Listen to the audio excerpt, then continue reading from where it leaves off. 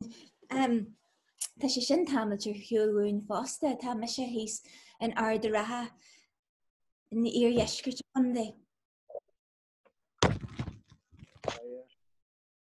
So just tíam duine ar rinne, níl saim cyféid a tá sin na charbhí. Ach beidir níl saim an bhfuil Cilíon linn. An seo. Chonnig me Cilíon Walsh anam second o hen, all right. Mai go leor. Well, sure curry mé héin in aithne beidir is me sé Eithne agus tá mé mo chónaí in ard a ratha in ar dheiscirt go an áil. sé idir cógra do glan cholam ceile agus donna gleantaí agus na cealabaga. Agus bhí me guld an scéalaíocht, Tá mar chrís a scéalaíocht. Agus Súil nó siúil. Na sin do leabhar súil. sin bhfuil leor sa ai. Sin bhfuil leor. Léigh mé annach chud an teach na sicáte. Gur míle maithigad a sé cheannacht. Bhí anhainte go leis an nádú le Sin an rud tá anú leim gursaí dúilreags bhí me gcónaí a mí garcar na héanathe agus sé agus áchar me coppla scéala scríí. Ach agus stoithe idir an scéalaíocht agus bheith ag guld an litir mé graithe go leor. Tá mé gobar mar agarthir ar oclóir na Gaeilge fásta nach dú rígan héan. Tá sé sin an post le an amsúre atá aim. Ach ja mar na le ráit fum héin í dóilem. Tá amsú go héhann seo a nuúidir chonil tasú leim ggóil se go jasan na háin na bhfuil sibse le go léir. Tá. Agus tíam go duine eile linneis an. Mar tá. Na mé go maiid go James tá ní ecem tú ag tíam de aim sin a bhéid. Nílas Tá Cilíon an seo. Come leis. Tíam duine bháin. Go James tá Cilíon agus go James tá an. Tá me se go maiid agus níacham sa Cilíon ar Harba. Leis se a thuid, ní ecem se ach duine óháin I ggéan am óháin. Beidir go gallery view. Sin inne. Sin óháid níos fearr, níl mé glóir am héin. Gus tá Cilíon tíam Níos mó na duine bháin. Go dééis sin? A bhí han? Ig leat eáil níos mó na duine bháin. Hagan is bhrú mé gallery Brú ar cnippa éigen. Níos mó. Tá sé deanta dír in isgur maithigit. Gas bhí go háan deas a bheith lehniu agus gur míle maigeh as an chaú is brelam bheith a man scéalaíochta le daoine eile go hendul bím ag guld an scéalaíocht le mar chat agus sinna méid.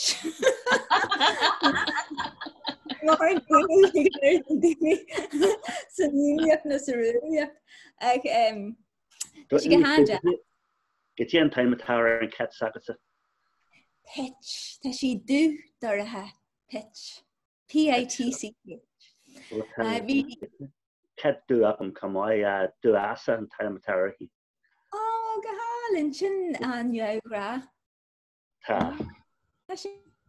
Well, an rud a bhí an ar hánig pití ma ahar a geirí patch a chur orthaí agus bhí an I ro mé rá háast mar hir gur aim madí bhí an sin agus chu pitcher hí an sin.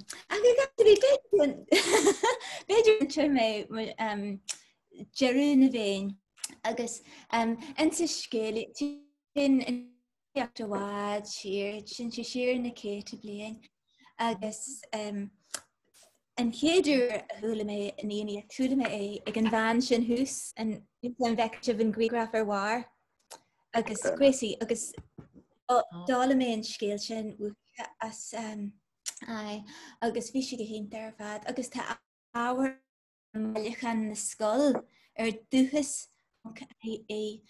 agus sim ag duine ar bí sa Gaeilge ba chóir arcar dúchas punk mar tá áhar álinn agus inta nádarthe ar dú sin ducas.ie seo na tapaid a rinneús na trochadí agus tá an ggéalaí cho sever an tú agus tá an scéalaíocht an eíocht tá pad sean fadrathe a hanna do bhainins le haileacht litarthe agus béal sain héin tá sé ar fáil siar an asce ar an siú sin.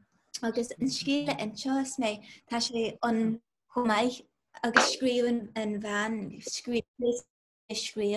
So dúir na bhíon a bhile marráit a dása bhfuil agus míon an teanga an sa scéalaíocht inta sever agus iúí duine ar bí ahan ócail de. So na digan sibh chuid de ná bíú dráfeisne ormh mar chuid den na nachan na tinsiad níl na fácail in úsáidéine heiú sin mar atá. So ma a cilíonn dásta bogí mé ré sin cear go leor cilíonn? Ok, jeú na bhéin. Ní rom héan a riú an scéalúir na sean scéal, de mén ganin scéal, héan scéal, de mén bó í chlanhíine, de mén bal le mé a chlanstein na ré. En seoime é. Bhí sin a bhád a hin, agus a bhád a bhín héin nar a hanig níl cin ár go héann thug sí scin don na fianna ar ah aim dithe an scin agus de lug bhíon scin rána ar éon cheathrúide ia jód seacht gatha na bhéin isá. Lád na lithe agus úr den na húra chuí fianna éan am halag. Agus ní ró siad a bhád a muoich nar a bhád dia. Lug siad síos tinní rásta sin Pádra neáil sin scin rána. Thu siad is teachan sin go glas. Agus chuir fan ma cúla ord agus teachan a bhéil agus rin fes agus dúirt fan. Go míad an caislan ab iarhré wacha éon neach a bhhar riú ina hasú sa glán sin ahan ihe ach go dé sé rás faoin talú ahan lá. Helag na fianna leofa go ró nóin bhag agus déú an léon. A haar elí bhile na bhain scin rána cáilte. Tarniú faoidetí go bheicead siad cé a rád ar thar na seanna agus het sé ar chánan agus ar gháil agus an scin a chuirte. An maide is deas a tinní agus bhí leog ina lá. Agus dúirt fan gur cánan le hamachta dáise agus nuair a bheith an maide dáte go dtína leá go gáil le hamacht ina dhé. Jenny cánan leis. Agus smíte sé go ráite adla sin áit ina bhhair sin fí an mhaidin sin. Thu sé an chuirta sé an áit go maiich. A níor tháinig sé ar an scin rána. Chefní sin ar a chaislan a lóir fan ar an maidin sin. Agus rin cánan na maithana insin héin go rahat sesin na gleanna go bheicead sé an taonnta seo. Nar a bhí sé tarint ar a glean, tí sé an gáil sálas ag éiríonn just a sfér. A ré leis geta eile agus tí sé an caislan ab iarhré do bhacha éon neach a bhhar ar riú é lig ina ionagaí agus lásta ó háú go díon. Sús na cánan adla sé chaislan. Dark sé deaf frídcins na fonneag agus go dé tí sé stich a scafte de faga huidethe iad a lig tarnacht an scin rán och agus íniu ó rinne go daine. Chaicánan a chud édi wia isteach leis agus hat sé na másc. Ní ró a bhád an gur tháinig an scin chomh fada leis féin. Le gúid an scin ar sa daine is na fear. Is lár a lús go bhí ar sa cánan. Agus haid sin scin iste hana hiú. Lug sé ar na fear eile an sin agus níor stáid sé ag gol dáfa go dtí gur an tiomlan a go marmhaige a fear a bháin a Jimmy Well, dar cáin an hart fan tehan sin. Agus nuair a bhí sé thuas sa teamra, tháinig sé bhfuil mór ár ag grí brálainne a bhí spréite bár. Dheangal cáinan ceire cárneal na brálainne, ag leis a tóir, hiúil leis an bhála. Nuair bhí an maide dáte go dtí na leá, Jimmy Gall. Dáalta cháinan Sweet sé gur had sé adlis áit ar warí siad an fia an wádín sin. Thua sé an, chuirta sé náit go maith, agur hánig sé an scin anna. Ochraí gálan sin, gur had sé adlis an áit. Smúti sé an sin ar a chasta a lór finnar an wádín sin. Agus rin gála mána insin héin gur a had sesin na gleanna gote an underneath the serbi one sé geta do. Nuair a bhí sé tarann ar a glean sí sin gáil solis céir na ag éirí an urdas a ré leis gile agus tí sin caislan ab íorhre thul sí grín na geala a riomhhair a na aniagaí agus lásta ó bháilú go tín. Bhí pléisiúr an tí ar bháil agus ag arcar in íta seo. A han sin, leoní sé fearr ag cai le píon agus le hátha ar an talú den hiúil. Síos le gáil ar a ghanabhagaí go beccaid sé go déimar a bhí. Agus géití sé a fearr bug tárnacht ina lí ar a talú agus cuma go sé fulstin piana. A bhfuil mhórne bug tárnacht bheith hín clíú Sealaíochta gaithe troichta hádúarm.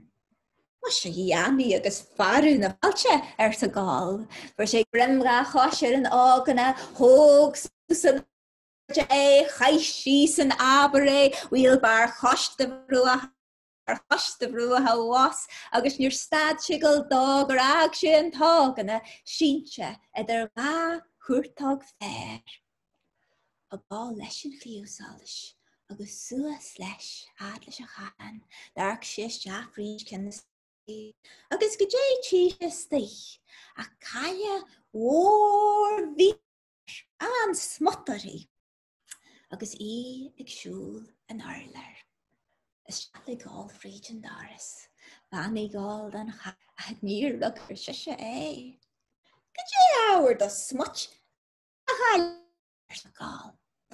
Smaithe tás aitsa ar sa sé, nó bhharí tosa má heilethe le go léir a muirí meise tosa. Hey, ook we baarlater se sesje, grimene, kwiele, kruie, karrie, a bolly, bugge de hiel. Bí de ré heen uit a gali sa gal, sé de hoorje heen is moe hasos. Baarlamse, grimene, kruie, karrie, sa sesje, ta mesje saaste sa gal. Well, hasi den je hís, hasi den je hús, ag si gá rúd leo, agus fuir gá rimmer a chéile, rinne wagan, is bugan, den chragan, tabar glan, fír, skelar, na groch glas, fel a gal in na sé, bleis a chaile ar bale, nu dinne iestó eictrindó, hoogtrindóin, na go ag ír, agus ag uhart, van dís sé chéile. A sinna sa lig, glach sé a bhá ar gáil an chaile ar síos. Thóg sé chiú go hard an réil an íomhharú. Thosaí siise a cuoinú. Fáileart ar sa siise námarí mé. Agus bhí dúis níos fearr na mo cheannachait. Go dtí dúisin ar sa gáil. Tá ar sa chaile bheith an slatín dríochta gait a tá stís sa frisaim. Bei sé naim a gasarbí ar sa gáil agus steáil sin clagan ihe. Sús leis an teamra an sin, agus nuair a bhí sé hús de teamra ar a fris, thuirta sé a fris ó gleis a slátín dríochta ar eliw an y cestynw do. Gydje a fi an chaine atw sŵ o mola ha ti agus ní gol eliw. Smitsi sin ce acu a busa do. Pol a chur sa chai na pol a chur mola ha ti agus hocri gol mac mórni. Mór gasgi na vin. Gar a busa pol a chur sa chaile. Haring siar a chliw agus hai sis jahad na ti. A siúd a math de rúj. Ga gan jig de faga rua agus jug síchin gáil leil orthú. Stachin cin de rinne acu, bheon cinnig fad i lir bhela sús, ag cránan bhela hús, cheapad fad eile agus bhuiilte nús cháilin nuiste. Núrol gáil ag gáil, maichas bí anú smitsi sé flan. Sús leis an teamra a ríist, dáscail sé an dáras. Agus nuair a Scéalaíochta cin, dus na fertha niis, chaithe sin cin is as a teamra. Agus a babú na súl, bhí sé réile áfa. Far, bhain a Jimmy Wel, boris a gáil eile a niis, hiú leis an bhála. Bhála math i cánan an sin rafah, jenis ahan aracu a scéal héin. Agus ó hárlí grú an scin rána a rás a másc na féin, bhí an ile rinne sásta. Wel, bhí mai is tíú go hách, gan chéad lá eile bhí bíana éireann na muthe heile, agus bhí fan ma cúil na híar bhla arda leis a gligante scríiste. Nuair a tí sé hiige níos bon spéie far bag ribba rua agus ag tarin sér. Rag fan a ord agus dechail agus rin fas, agus bhír sé ma, gur an bag cír na bhí an sa Jimmy san ar gáin labh sésin na chuirta na sceanna. Fanny fan the bag ribba rua, agus fanny an far bag ribba rua an. An sin deachfrí fan dó. Cé héin, carabista, agus gyn gwythia fi aga. O, dílach da bocht, myshe, barbag ribba rua. A chwla na mór maich orta a rina vin. Nig mai adlat le fichals, an wasta ha ne go cyn le agus bliana. Tan jart gila sa hana hyn sa fan. Agus níl gar bí aimsa le do wacha saoilsa. Ma tan neart gila sa hana héanaar san barbag ribba ruúin í honna níadsan agus meise. Na a warathe sibse rihan le, na mé crin cuachta agus ré for bhfuil goine aimsa nar eile sibse na bhile tróna, bei trabí aim don eile áraibh. Bei jabi agus sinní cáris aim don eile bhirt. Sin rud, na jeg leis bhuithe lamsre a taid sa bhí laharianne. Mas finna táise sa fan. Tas fada sinne ganda lehiji. Gydje an thorristal bheir geri. Ní an thorristal bei san farbag ribba rua. A cead aim na fir arán an na beri hartar na tintrathe brenóna. Jói tú sin agus fáilte fan. Agus bhí an conrú janta. Bhí an barbag ribba rua rás na bhla leis na fianna an ihe sin, agus chais siad an ihe, mar a chaithú ahan ihe san am. Íon a Scéalaíocht, tríon a ceol, agus tríon in a salú sáúin, agus siar hálaite.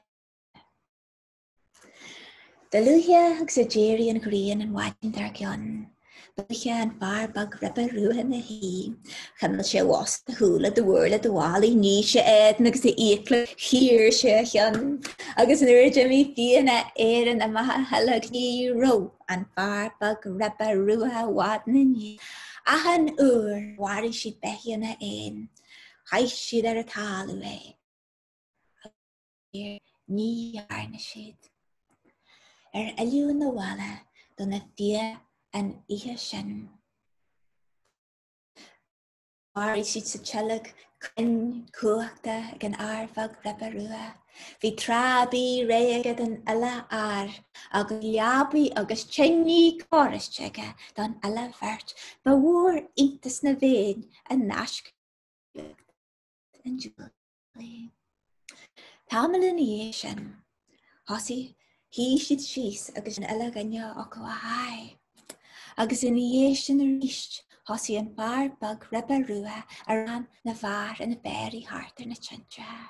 Chuirt sé beirt an seo agus beirt an siúd, agus lean sé ar a dóid sin, go dtí anarú ba an níró facha a cánan agus fan.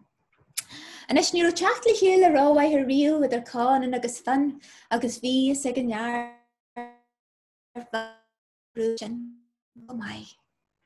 Nuns an ihe, hui cánan sús an acha leis an tinní, agus bhí fan an sin rab trúid áú cúil cosisiad ó héin sa le déad sé lia, agus smuit sí cánan na ré an áit-bhaile má ain, na ra bhí siad a bhua ag fan gan áit-bhaile a éit ríú. Haring cánan ar a chiú agus haring trasna bhal é. Het fan ar leat chúla chin isteach sa tinní. Nar a head cáin déhí deanta aige, bhí ag go raibh sé críneiste. Chúis sé ad le gáil bhuasca le agus deanistá go dé mar a bhí, agus chun bhirt gur a bhar dáfa amacht agus tarint ar chonachta sa dorathadas. Ús bhío clán mórne a le go léir go fáháile agus ar hiú láfa. Nar a bhuas clán uiste an dar gan. Hánig siad ar an bheith marú, clán mórne a le go léir hiúil, agus thuaidh siad le fan agus dampi siad ar ina ord agus chuir a bhéil úr a bháin eile. Go ninse te dáfa go dé mar a bhí, rin fan sin. Agus dúirt sé, gur imigh an mhórne a lár na hithe, go raibh siad ag tarint ar chonachta, agus go raibh an irid sin do mhuireadh ar a gá, go raibh seisin bheith bhíle tíú hir den na fear eile, agus dúirt fan an sin, nuair nach raibh leis a héin. Go met siad sin ábalta ag gáil, neba siad sús Jofa eithir in the brook, go jachi there. While Jimmy clan wish ni sús eithir in the brook, agus nura one chi iski a ma, chi she all like tarin choru, a young crumb. Off a tale, agus dan chi there. Nura wa don go dan a gall go father, agus silk clan wish ni A fi gall a go ni larger. Hoog sé chiú go hard as a chan, her sé chiú síos frífa, chiú súfa, a chiú sír frífa, a chiú sur frífa. Gur a ag sé gwisne in a drí gar de la, ran sé gen carn in the garp, carn to go éidiú agus arim. A bhí drám cháin in sin ar bhla cric ag arcannear ar an áras a rian. Agus nuair a tí cháin go dé bhí go le lór seisin a maithast ard lena chud fear héin agus ar sa seisin líagaí sí agus ligaí áramh ghfuil sibh marú ná níúr an fear seo leathaid trodan na leathaid fála go fáil agus muoí sé má dinne nuair a thaca sé adlainn. She cheese, agus leg she dore, groshit maru, niro wada, the Dána gal ho fada liofa, agus vi she queer henu, meia fad. She hiu fiar a wine, agus chaich in her day. A hiu fiar ella, agus chaich in her day. Aru the shesh nil sayam ka wal con and bok. A nearby, Hannig sé cánan, agus bhí cuma san bhfuil se go marú leis a chéad eile, hí gáil síos agus chuoin sé isce. An sin sús leis ar ardan as ceanna látha, agus chaith sé háin ar a chuir de chian is de scia chosanta iste san isce. A gíon neis agus lug a géir a scan an is seaasú leofa. Cháil, crá, lar a gastal an tal agus hosi sé a chosan sin. A bhí máran agus agus bhí siad láidir. Agus níor stad ítin ag gal do gáil go dtí chuir siad maithar an áiric é an san áit a bhfuil roscaí an nisin agus dag siad an sin é. I láháin, lo a gáil a maithas ar coca sin sin agus sé sin. Ní dragus bichid, úl, carige, flíche, fuire, ag gáil, sáile, sirve, rúia. Tuc smut bhí mas máil bhí atara an lei a mara agus buintí sé an ciondíim a rí na mór. Nuair a bhí an tám an hanig smut smáil agus bhí cean muice air. Agus chaith smut an cean de gáil. A jéri fethe go lághail, dí lás aige, chrág sé smut a glár an édain, agus het sin díos acu is te san isce. Bhí gáil marú in is, bhí fan marú. Is bhí an chud de bar na héan marú, agus ó lá sin go dtí an leniu. Ní chuna amra Ionad na héan. Huistin an tá mission chlachan aiú iad sin agus hanig mission.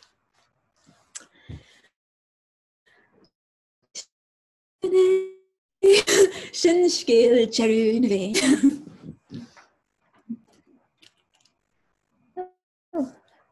Hello. Maithú Eithne. Halín. Gur mai. Well,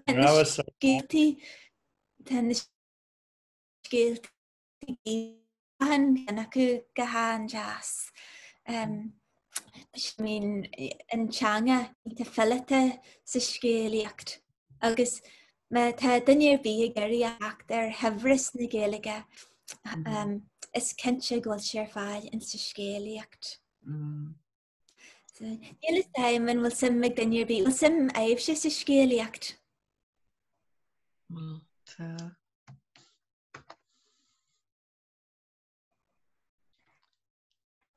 Me tá ceistigh duine bhí scarrt man sin. Míhall? An taine matá. An mín mór thula mé go mín ihe scéalaíochta. Jim An taine matá ar an scéal sin an bhfuil sé le fáil ar scríofa ar an idirlín.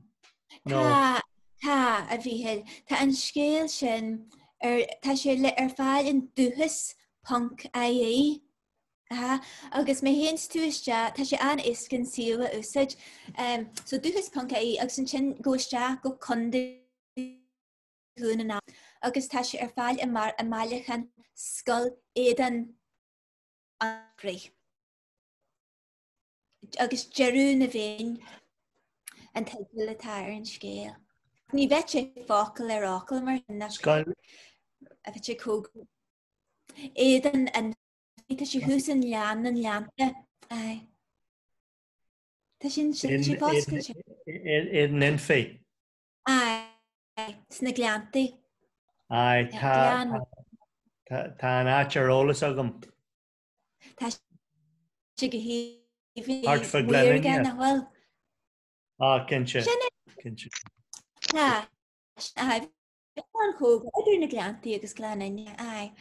Tá sé anjas mar nuair a bhín spigal scéalaíocht Mar chaú siú te casta leis daoine céarna tá sé nós subalchláir mar bhín tríthe áirithe ag na characterí ar fad bhín gá le gcónaí láidir agus an omíocht le fan agus a rí a chrothú ghfuil sé níos fearr na fan agus tá scéal an dóid a rinneú riada an macúil tá sé sin an sa bháile an céarna agus tá sé go héhann agus go mé gáil ina rí ar íana ach híal na fianna gur ó fin ní baládre na gáil do bhhagur immer sé cleas agus fin an fá gur áirní in riarthu.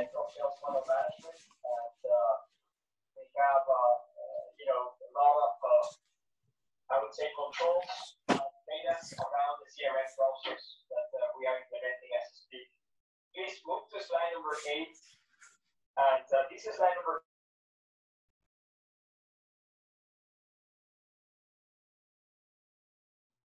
I think somebody's TV must have been on. Team, and well, just she go name muted and shot open, and jiggle of make luncheon. Egg, can you? Yeah. Oh, okay. No, the who make lore American and your same behavior sure. When I go in Scéalaíochta sure Mel Ferris go master realta. Being Annan, Carol, and Shannon McGee and agus to far Ella Vinci Golden Scéalaíochta. The couple of Danians na níl sam cin áit go ddíra bhín siúr. Beidir go bhfuil atáid sa chealaíonn an bhfuil? Níl agan go cinnte tá agan go mbíonn oíche airneal ar siúil ag scáte hall an arthar na ceathraach in Turas le Linda Irvine bíonn an rud a bhíonn na gceisna daoineón agus bíonn party piece le deanú ag gach duine sin an taon fá go bhfuil cead agad fáil isteach ann so ag leat ahra síanú nó óra na cheol nó fiú scéalainn sin trúd ag an mar sin, but bíonn rudí ar siúil mar deir tú bíonn Shannon nuair bhíonn sin seo bíonn ban Shannon na gobar an seo mé farste agus in amna nuair bhíonn rud éigean agríthe. Sílam go mbíonn sé ar siúil in common cultúrtha bheith grachtain, but tá áitina mar sin dréitste, so nílas agam cahat an sin mint daoine ag criniú nó an bhfuil siad ag criniú ar lína cosúil le seo.